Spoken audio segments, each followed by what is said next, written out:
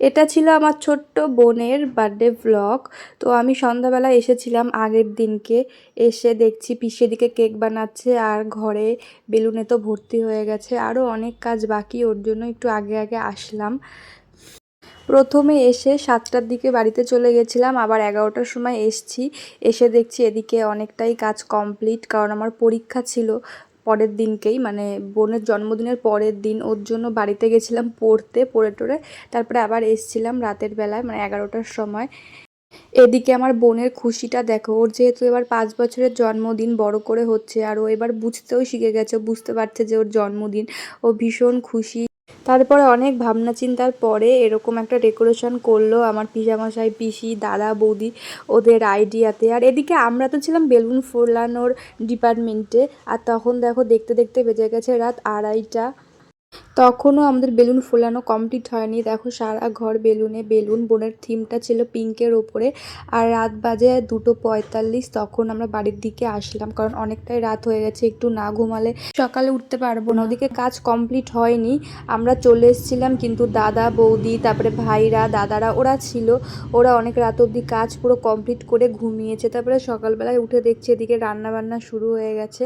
তো আমিও চলে গেলাম ওই ধরো দুপুরবেলাতেই 1টা-1:30টার দিকে সব কাজবাজ করে।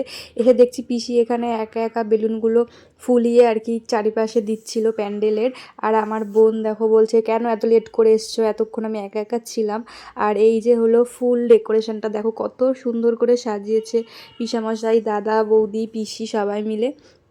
তারপরে পিসি বলল কয়টা বেলুন ফুলিয়ে দিতে, পিসি আর কি প্যান্ডেলের ওখানটা দেবে, তাই আমি আর বোন মিলে বসে বসে ফোলাচ্ছিলাম। আমার টুনটু বুড়িটা দেখতে দেখতে বড় হয়ে গেল, এই যেন সেদিন কোলে নিলাম, কত ছোট্ট ছিল, কোলে নিতে ভয় পেতাম। আর আজকে দেখো নিজের জন্মদিনের বেলুন নিজেই ফোলাচ্ছে। তারপরে আবার বাড়িতে গিয়ে স্নান টান করে আসলাম। আর এদিকে রান্না বান্না দেখো শুরু হয়ে গেছে, এই পাশটাতে হচ্ছিল রান্না। আর আমি তো চলে আসলাম পিসি বাড়িতে, কতদূর কি হচ্ছে। এসে দেখছি বোনকে রেডি করাচ্ছিল পিসি, মানে ওরও আর কি দুপুরবেলার লুক এটা। তারপরে দেখো ভীষণ খুশি ছিল, ও তো মানে সারাদিন নাচানাচি করছিল। তারপরে ওর ইচ্ছা ও সিনা দিদির সাথে একটুখানি নাচ করবে, ও নাচতে খুব ভালোবাসে, আর কদিন আগেই ওকে নাচে ভর্তি করিয়েছে পিসি। আমার বোনের সবচেয়ে পছন্দের কালার পিঙ্ক, যেটা সব বাচ্চারই ছোটোবেলাতে থাকে, আর ওর জন্যই সাজানো হয়েছিল পিঙ্ক থিমে সব কিছু। আর এদিকে আমরা দুপুরবেলায় খেতে বসে পড়েছিলাম। আর এই যে আমার পিসামশাই, যে আমাকে প্রথম দিয়ে বলতো তুই ভিডিও বানা, ভিডিও বানা, ব্লগ কর। আমার পিসামশাইয়েরও খুব ইচ্ছা ব্লগ বানানোর, কিন্তু সময় হয়ে ওঠে না, ওর জন্য হয় না। যাই হোক, আমরা তারপরে সবাই মিলে খাওয়া দাওয়া করে নিলাম। আজকে ছিল দুপুরবেলাতে ডাল আর ডিম ভাজা। তারপরে এদিকে আবার বেলুন ফোলাচ্ছে। আমাদের আজকে সারাদিনের কাজ এই ছিল, বেলুন ফোলানো। খাওয়া দাওয়ার পরে আবার একটু বেলুন ফোলালাম। তারপর তো সন্ধে হয়ে গেল। সন্ধ্যের সময় দেখো কত সুন্দর লাগছিল লাইটগুলো জ্বালানোর পরে। এখানে কার্পেট পাতানো হয়েছে। তারপরে এরা চেয়ার টেবিলগুলো ঠিকঠাক করছিল, লোকজন চলে আসবে। আমার পিসামশাই ওখানে সব ঠিকঠাক করে নিচ্ছিল, যাতে কিছু খুলে টুলে না যায়। আর আজকে আমার বড় পিসি বোনকে সাজাচ্ছিল। আর অন্যদিকে দেখো আমার পিসি কেক রেডি করছে। প্রত্যেক বছর আমার পিসি বোনের জন্য কেক বানায়, তাই এবারও বানালো। আমার পিসি 2টো কেক বানিয়েছিল বোনের জন্য, তোমাদেরকে পরে কেকটা দেখাবো। আর এটা হলো আমার বোনের ফাইনাল লুক।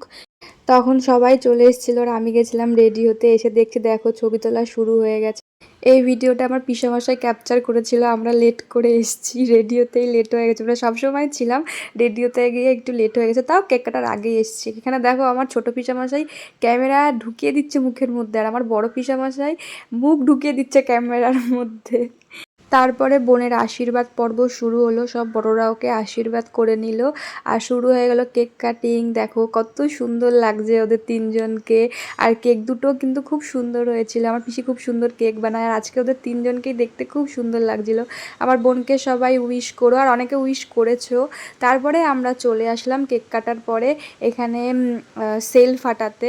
আর আমার বোন দেখো, ওকে তো দেখে বুঝতেই পারছো কতটা খুশি। ও জন্মদিনের প্রায় 5-6 দিন আগের থেকে ও কাউন্ট করছে, আর 4 দিন বাকি, আর 3 দিন বাকি, মানে ও এতটা খুশি ছিল।